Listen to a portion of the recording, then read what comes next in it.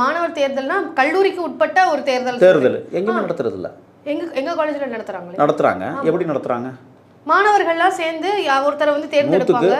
100க்கு 90 விழுக்காடு நீங்க வந்து தனியார் கல்லூரியில் படிக்கிறீங்கன்னு நான் நினைக்கிறேன். நான் வந்து ஒரு கிறித்துவ கல்லூரி. இப்போ எல்லா அரசு கலை கல்லூரிகளிலும் ஒரு காலத்தில் நான் படிக்கிற காலத்தில் வந்து மாணவர் தலைவர், மாணவர் பொதுச் செயலாளர், தமிழ் மன்ற தலைவர், தமிழ் மன்ற பொதுச் செயலாளர்னா தேர்வு இருந்துட்டு தான் சார் இருக்கு. எல்லா இடத்துலையும் இல்லைம்மா.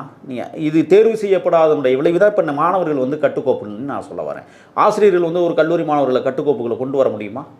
இப்போ இந்த இடத்த பொறுத்த வரைக்கும் அந்த கல்லூரியில இருந்த கல்லூரி நிர்வாகமே அந்த பாடலை படிக்கும் போது அந்த இடத்துல இருந்த அவர்களே வந்து கொடிகளை காட்டுறாங்கன்னா அப்போ அந்த கல்லூரி வந்து எந்த அளவுக்கு விதிமீறல் நடந்திருக்கு அப்படிங்கிறத நம்ம பார்ப்போம். அதை நம்ம தப்பு நான் தவறுன்னு தான் சொல்கிறேன்.